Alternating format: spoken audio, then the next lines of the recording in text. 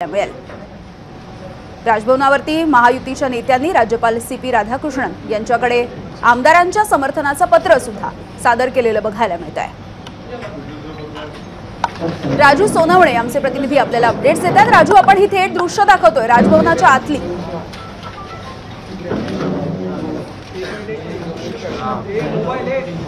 आता आपण राज्यपालांचं आगमन झालेलं आहे, त्यासोबत सत्ता स्थापनेसाठी आलेले जे काही नेते असतील त्यामध्ये देवेंद्र फडणवीस आहेत, एकनाथ शिंदे आहेत, अजित पवार आहे, भाजपचे काही वरिष्ठ नेते आहेत, जे निरीक्षक 2 पाठवले होते ते सुद्धा आहेत, विनोद तावडे आहेत आणि तीनही पक्षाचे महायुतीचे आमदार आणि नेते या ठिकाणी उपस्थित झालेले आहेत आणि पुढच्या काही वेळामध्ये सत्ता स्थापनेचा जे आहे ते दावा करणार आहे। सोबतच जेवढी आमदारांची संख्या आहे त्याचं सुद्धा सह्यांचं पत्र जे आहे ते राज्यपालांना देतील आणि आम्ही सत्ता स्थापन करत आहोत, आम्हाला बहुमत आहे अशा प्रकारची जी आहे ती मागणी करतील। त्यानंतर राज्यपाल जे आहे ते मान्यता देतील आणि पुढचा जो काही उद्या शपथविधी सोहळा होणार आहे तो पार पडणार आहे। खरं तर आपण पाहतोय की निकाल लागल्यानंतर भाजपचा मुख्यमंत्री होणार हे सर्वत्र बोललं जात होतं आणि त्याप्रमाणे भाजपचाच मुख्यमंत्री देवेंद्र फडणवीस जे आहे ते बनताना आपल्याला पाहायला मिळतात आणि 2 उपमुख्यमंत्री असणार आहेत, त्यामध्ये एकनाथ शिंदे आणि अजित पवार असणार आहे। तिघही नेते जे आहेत ते राजभवनावरती पोहोचलेले आहेत आणि सत्ता स्थापनेचा जो आहे तो दावा करताना आपल्याला पाहायला मिळतात। खरं तर गेल्या अनेक दिवसांपासून जी आहे ती चर्चा सुरू होती की काहीतरी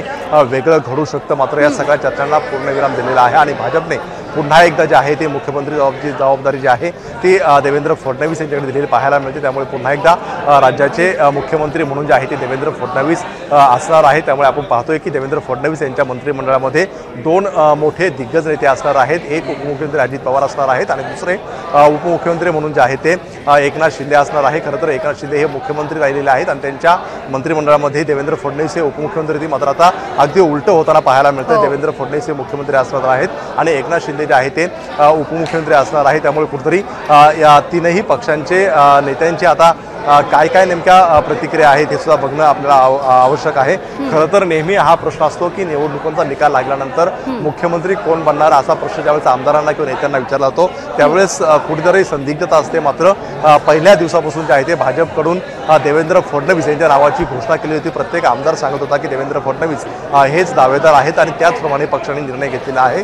त्यामुळे सर्वाधिक आमदार असणारं महायुतीचं हे सरकार असणार आहे। त्यामुळे या सरकारकडनं आता नेमकी काय घोषणा होतात नवीन पुढं आज नेमकं काही पत्रकार परिषदेमध्ये होणार आहे का हे सुद्धा पाहणं महत्त्वाचं राहील। यामध्ये अगदी राजू, जसं तुम्ही सांगितलं की अगदी उदंड यश यंदाच्या वेळेला महायुतीला मिळालं आणि देवेंद्र फडणवीस हे 3ऱ्या वेळेला आता उद्या मुख्यमंत्री पदाची शपथ घेतील। खरं तर त्यांनी एक वक्तव्य सुद्धा केलंय की जनादेश जो आम्हाला इतक्या मोठ्या प्रमाणात मिळाला त्याचा अतिशय आनंद आहे, मात्र त्यासोबतच आमची जबाबदारी सुद्धा वाढली आहे।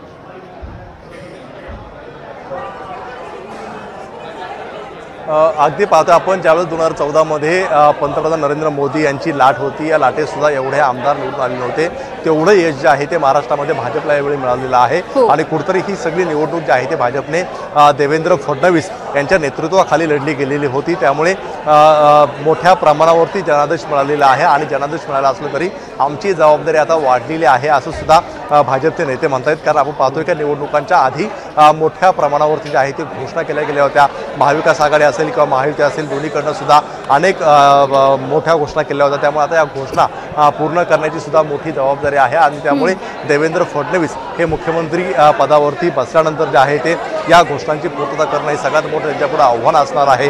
आपण पाहतोय की त्यामध्ये 2 दिग्गज नेते जे आहेत ते सोबतीला आहेत, त्यामुळे साहजिकच आहे का हे मोठं मंत्रिमंडळ आपल्याला पाहायला मिळणार आहे। खरं तर एवढ्या मोठ्या आमदारांचं जे आहे ते पहिल्यांदा पाठिंबा असलेलं सरकार आपल्याला पाहायला मिळते। त्यामुळे साहजिकच आहे की लोकांच्या जनतेच्या सुद्धा अपेक्षा वाढलेल्या आहेत आणि या अपेक्षा पूर्ण करताना आता या सरकारची नेमकी कशी कसोटी लागते हे सुद्धा पाहणं महत्त्वाचं आहे। मात्र आता काही वेळामध्ये जे आहे ते सत्ता स्थापनेसाठी जे आहे ते आता पत्र दिलं जाईल आणि राज्यपाल त्यांना मान्यता देणार आहेत। मात्र सगळ्यात महत्त्वाचा प्रश्न आहे की हे सगळं झाल्यानंतर पत्रकार परिषद होईल तीनही नेत्यांची आणि त्यामध्ये साहजिकच आहे की उद्या शपथविधी कोण मंत्री उपस्थित असणार आहे।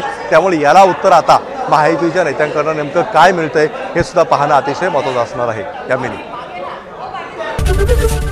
एबीपी माझा, उघडा डोळे बघा नीट।